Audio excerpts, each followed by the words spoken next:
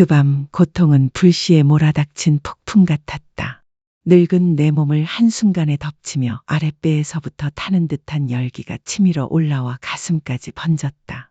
그리고 수없이 많은 바늘이 한꺼번에 찌르는 듯한 날카로운 통증이 엄습했다. 나는 낡은 외딴 침대 위에 몸을 웅크리고 두 손으로 배를 감싸 쥐었지만 가슴 속을 찢는 듯한 고통을 멈출 수 없었다. 입술을 깨물어 피가 배어나왔고 찬땀은 등을 적셔 낡은 이불과 요까지 스며들었다. 숨은 점점 거칠고 끊어져 보이지 않는 손이 목을 조이는 듯 답답했다. 심장은 미친 듯 요동치며 마치 장송곡처럼 귀를 울렸다. 나는 그저 약하게 신음하며 속으로 중얼거렸다. 하늘이시여, 어쩌다 이렇게 아픈가. 나는 벽을 향해 얼굴을 돌리고 눈을 꼭 감은 채 짧은 숨을 다잡으며 이 고통이 지나가길 바랐다. 하지만 고통은 거센 파도처럼 밀려오고 또 밀려와 나를 공포의 끝으로 몰아넣었다. 나는 눈을 떠 어두운 방 안을 둘러보았다. 희미한 스탠드 불빛만이 누런 빛을 흘리고 있었고 바람에 흔들리는 커튼이 스산한 소리를 냈다. 밖은 온 세상이 잠든 듯 고요했다. 오직 나만 이 고통과 외로움 속에서 몸부림치고 있었다. 나는 속으로 자식의 이름을 불렀다가 곧 입술을 꾹 깨물며 삼켰다. 안 돼. 부르면 안 돼. 애들은 바쁘잖아. 가족도. 일도 바쁘고 이 늙은 엄마까지 신경 쓸 겨를이 어디 있겠나. 눈물은 쓴땀과 섞여 볼을 타고 흘렀다. 나는 두려웠다. 살면서 처음으로 진심으로 무서웠다. 이 고통이, 이 외로움이, 그리고 혹여 이 밤에 이렇게 쓰러져도 아무도 몰라줄까봐 무서웠다. 통증이 잠시 누그러지자 나는 침대 끝에 앉아 떨리는 손으로 이마에 땀을 닦았다. 밖은 어느새 새벽빛이 스며들고 있었다.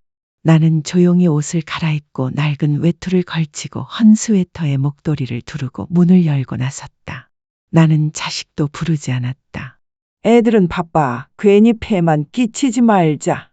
새벽 버스 안, 나는 구석에 몸을 웅크리고 앉아 낡은 가방끈을 꼭 쥐었다. 깨진 창틈으로 스며드는 바람이 뼛속까지 시렸다. 창밖 풍경은 스쳐 지나갔고 마음은 점점 더 무거워졌다. 병원 긴 복도에 앉아 이름이 불릴 때마다 나는 깜짝 놀라며 불안에 떨었다. 결국 의사가 내 손에 초음파 결과지를 건넸다. 나는 떨리는 손으로 받아들고 눈을 떼지 못했다. 그 종이에는 냉철한 글자가 적혀 있었다. 위암 초기. 심장은 장송곡처럼 쿵쾅거리며 울렸고 나는 하얀 천장을 멍하니 올려다보았다. 마음은 공허했고 목은 막힌 듯했다. 하지만 울지 않았다. 나는 결과지를 더 꽉 쥐며 속으로 말했다. 울어서 뭐 하나? 누가 들어줄 것도 아닌데 살아야 해. 반드시 살아야 해. 병원을 나설 때 아침 햇살은 희미하게 도로 위를 물들였고 손에 쥔 종이는 구겨지고 땀에 젖어 축축해져 있었다.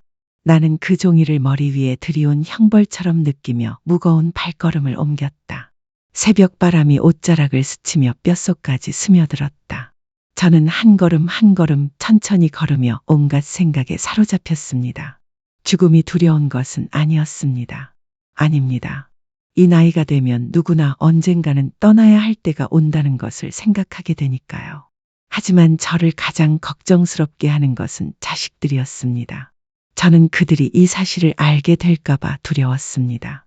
며느리의 걱정과 피곤이 섞인 그 눈빛이 두려웠습니다. 바쁜 일 속에 또 늙은 어머니까지 챙겨야 한다며 한숨을 내쉴 아들의 모습이 두려웠습니다. 저는 알고 있었습니다.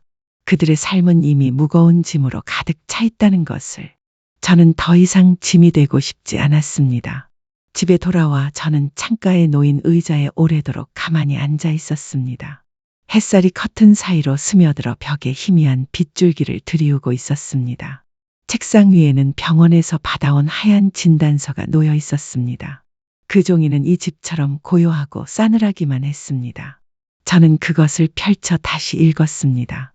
위암 초기라는 글자가 눈에 박혔습니다. 눈시울이 시큰거렸습니다. 저는 종이를 천천히 접어 책상 서랍에 넣었습니다. 마치 그것을 숨기면 제 마음속 두려움과 걱정까지 함께 숨길 수 있을 것만 같았습니다.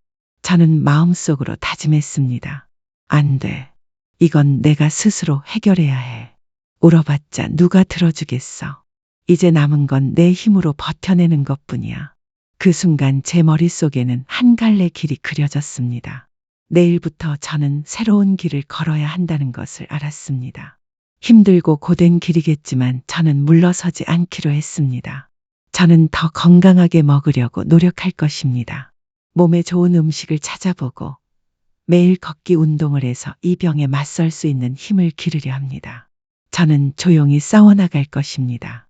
인생에서 수없이 그랬던 것처럼 그날 밤 저는 잠을 이루지 못하고 뒤척였습니다. 방 안은 잿빛 어둠에 잠겼고 오래된 시계의 똑딱거리는 소리만이 고요한 시간을 조금씩 깎아내고 있었습니다. 저는 천장을 바라보며 문틈으로 스며드는 바람소리 그리고 힘겹게 뛰는 제 심장 소리를 들었습니다. 저는 어둠 속에서 스스로에게 속삭였습니다. 강해져야 해. 쓰러지면 안 돼. 하루라도 더 사는 동안은 떳떳하게 살아야 해. 그리고 새벽 햇살이 살며시 창가를 밝힐 때 저는 그 조용한 싸움에 나설 준비가 되어 있었습니다. 오직 저 혼자만 아는 싸움, 누구에게도 기대지 않는, 연민을 바라지 않는 싸움이었습니다. 그날 이후 제 삶은 달라졌습니다. 매일이 작은 전쟁 같았습니다. 병약한 내 몸과 무서운 병과 그리고 마음속 깊은 외로움과 싸우는 날들이었습니다. 저는 그 누구에게도 말하지 않았습니다. 자랑하려는 것도 아니고 대단한 걸 하려는 것도 아니었습니다. 그저 두려웠습니다. 며느리의 안쓰러운 눈빛이, 아들의 지친 한숨이. 엄마는 걱정 말고 쉬세요. 저희가 알아서 할게요. 라는 말 뒤에 숨은 무거운 마음이 두려웠습니다. 그 말이 칼처럼 마음을 찌를까봐 두려웠습니다. 그리고 또다시 밤늦게까지 일하다 지친 얼굴로 들어오는 아들의 모습이 눈에 밟힐까봐 저는 그들에게 더 이상 짐이 되고 싶지 않았습니다. 이 집의 어딘가에서 떠도는 그림자 같은 존재가 되고 싶지 않았습니다. 매일 아침 바람이 차갑게 불어오는 그 시간에 저는 집 근처 공원으로 나갔습니다. 제 발걸음은 느렸지만 호숫가 길을 끝까지 걸어보려고 애썼습니다. 저는 속으로 말했습니다. 깊게 숨을 들이쉬자. 이 공기를 느끼자. 살아있다는 것, 숨을 쉰다는 것에 감사하자. 아침 운동을 하는 사람들은 저를 스쳐 지나갔습니다. 모두 자기 삶에 바빴고 백발의 할머니가 조용히 발걸음을 세며 걷는 모습은 아무도 눈여겨보지 않았습니다. 집에 돌아온 저는 혼자 식사를 준비했습니다. 예전처럼 자식들과 함께 먹던 기름지고 매운 음식들은 모두 치웠습니다. 그 대신 연밥죽, 단호박국, 미역국 같은 음식을 배워 만들기 시작했습니다. 저는 부엌에 서서 손은 떨리지만 마음만은 단단히 다짐하며 음식을 만들었습니다. 때로는 간을 보며 스스로에게 중얼거렸습니다. 이 맛이면 내 몸을 좀 더 건강하게 해줄 수 있을까?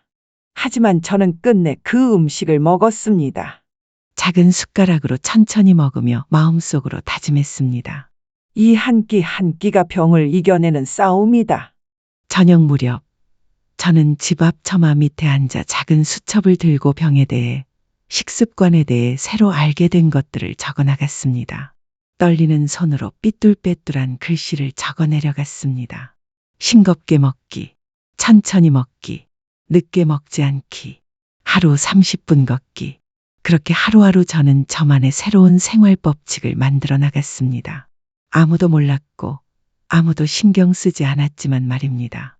아들은 가끔 전화를 걸어 물었습니다. 엄마, 요즘 식사는 잘하고 계세요? 내가 너무 바빠서 시간 나면 찾아뵐게요. 저는 그 말을 듣고 그저 가볍게 웃으며 대답했습니다. 응, 엄마 잘 지내니까 걱정 말아라. 며느리는 문자로 말했습니다. 엄마, 너무 음식하지 마시고 쉬세요. 짧고 바쁜 말투였습니다. 저는 알았습니다. 그 아이도 얼마나 바쁜지. 저는 원망하지 않았습니다. 밤이 되면 도시가 고요한 잠에 빠진 시간, 저는 창가에 앉아 희미한 가로등 불빛을 바라보며 수첩에 이렇게 적었습니다. 오늘도 나는 최선을 다했다. 내일은 더 잘해야지. 저는 알고 있었습니다. 이 싸움은 오직 저 혼자만의 싸움이라는 것을. 하지만 두렵지 않았습니다. 저는 이미 한평생을 살며 수많은 풍파를 견뎌냈습니다. 그러니 한 번 더 맞서 싸운다고 해서 두려울 게 없었습니다. 숨이 붙어 있는 한전은 싸워낼 것입니다. 그렇게 나날은 흘러갔습니다. 제 삶처럼 조용히, 소리 없이. 매일 아침 저는 여전히 공원으로 나가 걸었습니다. 여전히 한 끼 한 끼 소박한 식사를 준비했고, 여전히 수첩에 필요한 것들을 적어 두었습니다. 저는 이제 이 넓은 집안에서 제 그림자만이 저의 유일한 벗이 되었다는 사실에 익숙해졌습니다. 그러나 어떤 아침, 아직 새벽이 내려앉은 시간, 저는 그 어느 때보다 마음이 무겁고 허전함을 느꼈습니다. 아무리 강해지려 애써도 마음 한구석이 시리고 차가웠습니다. 따뜻한 미소 하나, 안부를 묻는 한마디, 저는 그토록 단순한 것들이 그리웠습니다. 너무나 오래도록 받지 못한 그 사소한 것들이 간절히 그리웠습니다. 그리고 그렇게 고요한 아침들 속에서 나는 공원에서 마주치는 익숙한 얼굴들을 서서히 알아보기 시작했다. 나처럼 백발이 성성한 노인들이었다. 그들도 조용히 걸었고 그들의 눈동자 속에는 어딘지 모르게 부드러운 슬픔이 어린 듯했다. 그 순간 나는 깨달았다. 아마 이 세상 어딘가에는 나처럼 말 못할 걱정과 사연을 마음속에 안고 살아가는 이들이 있구나 하고, 그때부터 내 인생의 새로운 문 하나가 조용히 열리기 시작했다. 한동안 나는 그 공원의 고요한 아침길에서 오직 내 그림자와만 동행한다고 생각했다. 그런데 어느 순간부터 나는 그 익숙한 듯 낯선 노인들의 모습을 유심히 바라보게 되었다. 키 작은 할머니 한 분, 새하얀 머리카락에 살짝 떨리는 손과 발, 그러나 입가에는 늘 온화한 미소가 번져 있었다. 마르고 등이 굽은 할아버지 한 분, 한 걸음 한 걸음 무겁고 더뎠지만 끝까지 참고 걷는 모습이 인상적이었다. 키가 크고 인자한 인상의 과부 할머니 한 분, 매일 아침 작은 주머니 하나를 들고 나오는데 그 안에는 해바라기씨 몇 알과 따뜻한 차 한 병이 들어 있었다. 처음에는 우리는 그저 조용히 눈길만 주고받았다. 마치 눈빛으로 혹시 당신도 나처럼 사는 겁니까? 하고 묻듯이. 그러던 어느 날 나는 몇 바퀴를 돌고 나무 아래 멈춰 서서 가슴을 쓰다듬으며 숨을 고르고 있었다. 그때 키 작은 할머니가 다가오며 다정히 웃었다. 여기서 운동하신 지 오래되셨어요. 며칠 전부터 뵀는데 괜히 말 걸기가 쑥스러웠어요. 그 목소리는 이상할 만큼 따뜻하고 정겨웠다.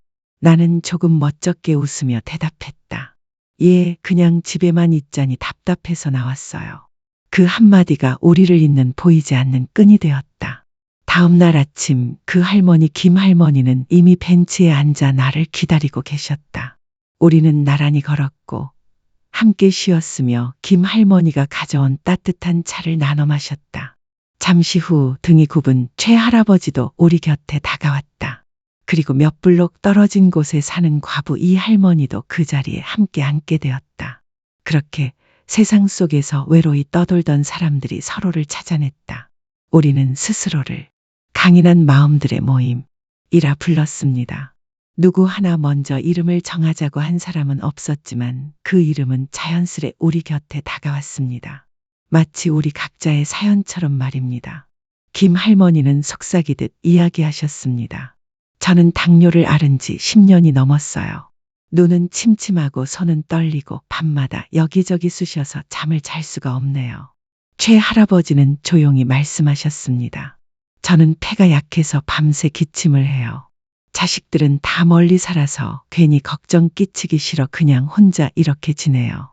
이 할머니는 씁쓸하게 웃으며 말씀하셨습니다. 남편은 일찍 세상을 떴고 아들은 부산에서 일하느라 1년에 한 번 올까 말까 해요. 가끔은 그마저도 잊어버리는지. 그들의 이야기를 들으며 나는 내 모습이 그 안에 비친 듯 했습니다. 나도 내 병 이야기를 그들에게 들려주었습니다. 그동안 꾹꾹 눌러 담아왔던 이야기. 처음 꺼내놓는데도 더 이상 눈물이 흐르지 않았습니다. 비슷한 사연을 지닌 이들 사이에서 나는 처음으로 짐을 내려놓은 듯 가벼워졌습니다. 그날부터 이른 아침 공원은 더 이상 싸늘하지 않았습니다. 우리는 함께 걸으며 서로를 챙겼습니다. 김할머니, 너무 무리하지 마시고 천천히 걸으세요. 최할아버지, 여기 잠시 앉아 쉬세요. 제가 차 가져왔어요. 우리는 벤치에 나란히 앉아 해바라기 씨 몇 알과 삶은 땅콩 몇 개를 나누며 소박한 웃음과 이야기를 나누었습니다. 나는 그들에게서 소중한 것들을 배웠습니다. 김 할머니는 소화를 돕는 현미 연밥죽 끓이는 법을 알려주셨습니다. 최 할아버지는 깊은 숨을 들이마시고 내쉬는 호흡법을 가르쳐 주셨습니다. 이 할머니는 관절통에 좋은 민간요법을 나누어 주셨습니다. 그 덕분에 내 아침은 잔잔한 웃음소리와 따뜻한 온기로 가득 찼습니다. 내가 잃어버렸다고 믿었던 그 온기로. 가끔 나는 그들을 바라보며 생각하곤 합니다. 피 한 방울 섞이지 않아도 이렇게 마음을 나눌 수 있구나. 눈빛 하나, 미소 하나로 어느새 가족이 되어버린 사람들이 있구나. 그들의 곁에 있으니 내 마음은 한결 가벼워졌습니다. 소박한 한 끼 식사도 더 맛있게 느껴졌고, 새로운 하루가 시작될 때면 이 세상 속에서 더 이상 내가 외로운 존재는 아니라는 걸 느끼게 되었습니다. 이제 이른 아침 공원은 더 이상 쓸쓸하지 않았습니다. 우리 곁에는 부드럽게 퍼지는 웃음소리가 새벽 안개 사이로 번져나갔고 그 웃음은 바람소리, 새 지저귐과 함께 어우러졌습니다. 우리는 마치 늙은 나뭇가지들이 서로 기대어 인생의 비바람을 함께 견뎌내는 것 같았습니다. 저는 이런 친구들을 만나게 된 것이 하늘이 제게 내려준 선물 같았습니다. 식어버린 줄만 알았던 내 마음을 다시 데워주는 선물 말입니다. 날마다 저는 꾸준히 공원을 걷고 호흡을 가다듬고 정성을 담아 소박한 음식을 준비했습니다. 그리고 이제 저는 알고 있었습니다. 이 싸움에서 더 이상 혼자가 아니라는 것을요. 저는 믿었습니다. 이렇게 버티고 견디다 보면 언젠가 병마도 물러갈 거라고. 하지만 늙어가는 몸은 마음처럼 따라주지 않았습니다. 아침이 오면 점점 숨이 가빠지고 걸음은 더디고 다리는 풀리기 일쑤였습니다. 저는 애써 웃으며 말했습니다. 오늘은 날씨가 좀 후텁지근하네요. 그러나 제 마음 한켠은 이미 알고 있었습니다. 내 힘이 점점 빠져가고 있다는 것을. 그러던 어느 아침, 제 인생에서 가장 큰 시험이 다가왔습니다. 그날 아침은 평소보다 더 흐렸습니다. 잿빛 구름이 하늘을 뒤덮고 아침 햇살은 보이지 않았습니다. 차가운 바람이 옷 속을 파고들었고 저는 여느 때처럼 마음속으로 중얼거렸습니다. 조금만 걸으면 괜찮아질 거야. 바람 쐬고 나면 힘이 날 거야. 하지만 첫 바퀴의 절반쯤 돌았을 때 가슴이 이상하게 무거워졌습니다. 숨이 가쁘고 눈앞이 흐릿해졌습니다. 저는 나무를 붙들고 간신히 몸을 지탱하며 스스로를 달랬습니다.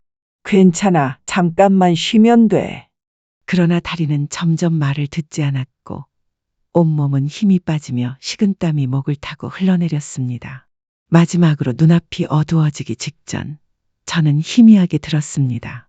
할머니, 괜찮으세요? 할머니. 그리고 저는 차가운 땅바닥에 쓰러졌습니다. 정신을 차리자 눈앞에는 병원의 하얀 천장과 눈이 부신 형광등 불빛이 있었습니다. 강한 소독약 냄새가 코를 찔러 목이 칼칼해졌습니다. 누군가 내 손을 꼭 쥐고 있는 온기가 느껴졌습니다. 고개를 돌리니 김할머니, 최할아버지, 이 할머니의 걱정 가득한 얼굴이 보였습니다. 그들의 눈가는 붉게 충혈되어 있었습니다. 김할머니는 손을 꼭 쥔 채 떨리는 목소리로 말했습니다. 저희가 다행히 곁에 있어서 병원에 모시고 올 수 있었어요. 정말 놀랐잖아요. 저는 그들을 바라보며 가슴이 뭉클해졌습니다. 괜히 폐만 끼쳤네요. 그러자 김할머니는 고개를 세차게 저으며 눈물을 뚝뚝 흘렸습니다. 우린 친구예요. 친구는 절대 패가 아니에요. 그 말은 내 마음에 따뜻한 물줄기처럼 스며들었습니다. 오랜만에 나는 혼자가 아니란 걸 다시 느꼈습니다. 잠시 뒤 아들은 숨을 고르며 병실로 뛰어들어왔습니다. 그의 얼굴에는 걱정이 비쳤지만 그 눈동자에는 여전히 바쁜 기색이 엿보였습니다. 엄마, 좀 괜찮으세요? 지금 회의 중이었는데 소식 듣고 바로 왔어요. 저는 미소를 지으며 고개를 저었습니다. 엄마 괜찮으니까 너는 가서 내일 보렴. 엄마 정말 괜찮아. 그는 나를 잠시 바라보다 눈빛이 살짝 가라앉더니 고개를 끄덕이며 말했다. 엄마, 푹 쉬세요. 일 끝나면 다시 올게요. 그리고 그는 또다시 바쁜 걸음으로 병실을 나섰고 그 발걸음은 어느새 바깥 세상의 분주한 리듬에 섞여 사라졌다. 나는 그가 멀어지는 뒷모습을 바라보며 마음이 따뜻하면서도 아팠다. 나는 원망하지 않았다. 나는 알고 있었다. 아들에게는 아들만의 삶이 있고 지켜야 할 가족이 있고 짊어진 무거운 짐들이 있다는 것을. 다만 아쉬웠다. 내가 가장 약해진 순간 곁에 있어 주길 바랐던 그가 곁에 있을 수 없었다는 것이. 나는 천천히 시선을 돌려 내 노년의 친구들을 바라보았다. 최 할아버지는 내 어깨에 손을 얹으며 부드러운 눈빛으로 말했다. 걱정 마세요. 저희가 있잖아요. 이 할머니는 눈물을 훔치며 가방에서 따뜻한 차를 꺼내 컵에 따라 주었다. 이거 한 모금 드세요. 기운 좀 나시게요. 그 한 모금은 비록 연하고 밍밍했지만 가슴 깊은 곳까지 따뜻하게 스며들었다. 나는 입술을 꽉 깨물었지만 눈물이 조용히 흘러내렸다. 그제야 나는 깨달았다. 가장 힘겨운 순간에 피 한 방울 섞이지 않은 이들이 진정한 버팀목이 되어줄 수 있다는 것을. 차가운 병실 침대 위에서 나는 눈을 감으며 마음속으로 다짐했다. 더 노력해야지. 이 마음들 덕분에, 그리고 나 자신을 위해서라도. 나는 천장을 바라보며 형광등 불빛이 흐릿하게 퍼지는 것을 바라보았다. 곁에서 들리는 심장박동기 소리가 틱틱 살아있다는 것, 아직 가야 할 길이 있다는 것을 일깨워주는 듯했다. 고개를 살짝 돌리자 김 할머니는 여전히 내 손을 꼭 잡고 있었다. 마치 내가 사라질까 두려운 듯 그 손길은 따뜻했다. 최 할아버지는 창가에 서서 회색빛 하늘을 바라보고 있었지만 그의 어깨가 미세하게 떨리며 억눌린 감정을 말해주고 있었다. 이 할머니는 내 이불 끝을 다시 덮어주며 작은 목소리로 말했다. 걱정하지 마세요. 우리 여기 있잖아요. 그 손길과 눈빛 속 따뜻함이 내 마음을 벅차게 했다. 나는 눈물이 베개를 적시도록 조용히 울었다. 그 눈물은 서러움 때문이 아니었다. 처음으로 나는 가장 약한 순간에도 혼자가 아님을 느꼈기 때문이었다. 퇴원하던 날 병원 문을 나서며 내 발걸음은 더뎠다. 한 걸음, 한 걸음마다 지친 몸과 마음의 무게가 실려 있는 듯했다. 그러나 내 곁에는 그들이 있었다. 김 할머니는 내 짐을 들어주었고, 최 할아버지는 계단을 내려올 때마다 나를 부축했고, 이 할머니는 비틀거리는 내 팔을 잡아주었다. 나는 살짝 김 할머니의 손을 쥐며 마음속으로 생각했다. 살아야지. 건강해져야지. 나 자신을 위해서, 그리고 이 따뜻한 마음들을 위해서. 집으로 돌아가는 버스 안에서 창밖 익숙한 거리가 스쳐 지나갔다. 잎 떨어진 나무들, 세월의 먼지를 뒤집어 쓴 지붕들. 나는 그 평범한 풍경을 바라보며 문득 가슴 깊이 감사함이 차올랐다. 아직 이렇게 세상의 소박한 모습을 볼 수 있음에, 다시 집이라 부를 수 있는 곳으로 돌아갈 수 있음에. 집에 돌아와 나는 익숙한 문 앞에 서서 잠시 숨을 고르며 마음속에 수많은 생각이 스쳤다. 나는 작은 목소리로 스스로에게 속삭였다. 다시 시작하자. 포기하지 말자. 남은 날들을 정직하고 용기 있게 살아가자. 그 순간부터 나의 새로운 여정이 시작되었다. 희망과 의지, 감사와 우정이 나를 살려준 여정이었다. 퇴원 후 나는 회복의 길, 나 자신을 다시 찾는 길을 걷기 시작했다. 몸은 여전히 야위고 힘이 없어 현관에서 방까지 몇 걸음 옮기는 것조차 숨이 차고 벽에 기대 잠시 쉬어야 했다. 그런데 마음속에는 이상할 정도로 강한 힘이 솟아오르고 있었다. 작은 불꽃처럼, 그러나 꺼지지 않는 그 힘은 내게 속삭였다. 살아야 한다. 반드시 살아야 한다. 나는 작은 것부터 다시 시작했다. 아침 햇살이 옅게 스며들면 창을 활짝 열고 차가운 새벽 공기를 깊게 들이마셨다. 맨발로 마당에 나서 차가운 땅의 감촉을 느끼며 정신을 맑게 했다. 처음에는 마당을 몇 바퀴 돌고도 숨이 차 벤치에 털썩 주저앉았지만 포기하지 않았다. 내일은 한 걸음만 더 걷자. 그렇게 매일 조금씩 더 걸으며 몸이 서서히 따뜻해지고 힘이 돌아오는 걸 느꼈다. 식사도 바꾸었다. 맑은 죽 한 그릇, 데친 채소 몇 줄기, 깨소금 약간. 누군가 보면 안쓰럽다고 할지도 모를 식사였지만 나에게는 매 숟가락이 다짐이었다. 나는 지금 내 생명을 다시 키우고 있어. 밤이면 시계 초침 소리만 울리는 집에서 작은 스탠드 불빛 아래 앉아 음식과 호흡법을 꼼꼼히 적었다. 떨리는 손끝마다 작은 용기와 집념이 담겨 있었다. 내 노년의 친구들은 언제나 내 곁에 있었다. 김 할머니는 아침마다 창가를 두드리며 산책 같이 가요. 새벽 공기 좋잖아요. 라며 나를 불렀다. 최 할아버지는 따뜻한 고구마를 내밀며 흙냄새 가득한 온기를 전해주었다. 이 할머니는 조심스레 따뜻한 차를 따라 내 손에 쥐어주며 말했다. 드시고 몸 좀 녹이세요. 우리는 낡은 벤치에 나란히 앉아 아침바람을 맞으며 햇살과 새소리 속에서 마음의 평화를 느꼈다. 이제 내 심장은 불안과 두려움으로 조급하게 뛰지 않았다. 나는 병을 이기기 위해서가 아니라 살아있음에 감사하며 공원에 나갔다. 하늘, 새소리, 친구들 모든 것이 고마웠다. 병원에 다시 갔을 때 의사는 미소 지으며 말했다. 정말 많이 노력하셨군요. 결과가 아주 좋습니다. 종양이 줄어들었어요. 지금처럼만 하시면 더 나아질 겁니다. 그 말을 듣자 목이 메이고 뜨거운 눈물이 볼을 타고 흘렀다. 병원을 나오며 나는 하늘을 올려다보았다. 하얀 구름이 천천히 흐르고 부드러운 햇살이 거리를 비추고 있었다. 나는 마음속으로 말했다. 나는 나를 저버리지 않았다. 나를 위해 함께 해준 사람들을 저버리지 않았다. 아들은 전보다 자주 찾아왔다. 그의 눈빛은 더 이상 바쁘고 무심하지 않았고 내 이야기에 귀 기울였다. 그는 내 손을 잡으며 말했다. 엄마 정말 대단하세요. 그동안 엄마를 잘 챙기지 못해 미안해요. 나는 고개를 저으며 미소 지었다. 내가 곁에 있어주는 것만으로도 나는 충분해. 우리는 작은 소풍을 갔다. 바닷가에 앉아 붉게 물든 태양이 수평선 너머로 서서히 사라지는 것을 바라보며 나는 친구들의 손을 잡고 속으로 말했다. 우리는 폭풍을 지나 이 따뜻한 빛 속에 다다랐다. 찾았기 때문이다. 나는 창가에 앉아 있었다. 저녁 노을이 오래된 책상 위에 옅은 빛을 들이우고 있었고 그 앞에는 내가 그동안의 여정을 떨리는 손으로 써내려간 낡은 수첩이 놓여 있었다. 그 안에는 소박한 한 끼 식사, 힘겹게 내디딘 한 걸음, 새벽 산책길에서의 친구들과의 동행 그리고 홀로 지새운 긴 밤들이 담겨 있었다. 나는 그 삐뚤빼뚤한 글씨들을 바라보며 마음이 뭉클해졌다.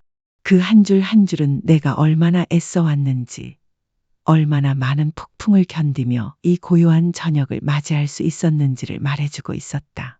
나는 펜을 들어 마지막 몇 줄을 적었다.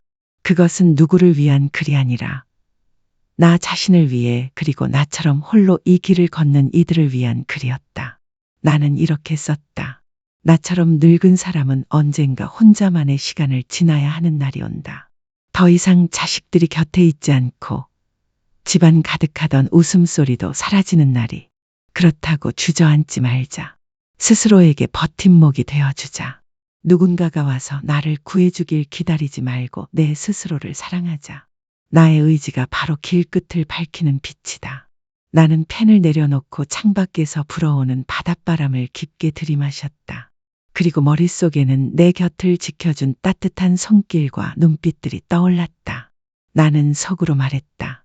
삶이 그들을 만나게 해줘서 고맙다. 피 한 방울 섞이지 않았어도 서로를 지탱해주는 마음이 진짜 가족임을 알게 해줘서 고맙다. 그리고 내 아들도 떠올랐다. 나는 그를 원망한 적이 없었다. 부모란 조건 없이 사랑하고 아픔을 감싸 안으며 미소로 그 아픔을 숨기는 존재니까 나는 그저 바랄 뿐이다.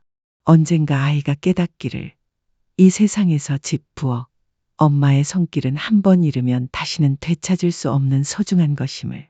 저녁 노을이 집 위로 내려앉고 나는 수첩을 덮어 낡은 가족 사진 옆에 놓았다. 그 사진 속 웃고 있는 나를 바라보며 마음이 평온해졌다. 나는 내 남은 날들을 진심으로 살아냈고, 사랑했고, 용서했고, 나 자신을 저버리지 않았다. 이제 어둠이 집을 감쌀 때 나는 더 이상 두렵지 않았다. 왜냐하면 내 마음속 그 빛은 여전히 타오르고 있었기 때문이다. 그것은 나의 용기, 우정, 그리고 매 순간 최선을 다해 살아낸 숨결의 빛이었다. 누군가 내게 묻는다면 이 모든 여정을 지나며 무엇을 배웠냐고 나는 이렇게 답할 것이다. 자신을 사랑하는 법을 먼저 배우세요. 노년의 삶은 누구나 언젠가는 홀로 견뎌야 하는 외로운 날들이 찾아오기 마련이다. 아플 때 곁에 아무도 없을 수도 있고, 저녁 무렵 창가에 앉아 한적한 거리를 바라보며 마음 한켠이 저려오는 순간도 있다. 하지만 그렇다고 해서 스스로를 잃어서는 안 된다. 자식들의 무심함에 마음이 아프더라도 그 때문에 자신의 건강을 소홀히 하거나 삶을 포기해서는 안 된다. 병은 우리의 몸을 약하게 만들 수는 있어도 우리의 의지까지 꺾을 수는 없다. 우리가 스스로 차린 소박한 한 끼 식사, 우리가 스스로 내딛는 느린 걸음, 우리가 스스로 들이마시는 깊은 숨결, 이 모든 것이야말로 우리 스스로 이뤄낸 조용한 승리들이다. 그러니 마음을 열고 사람들을 만나자. 나이가 많든 적든 낯선 사람이든 상관하지 말자.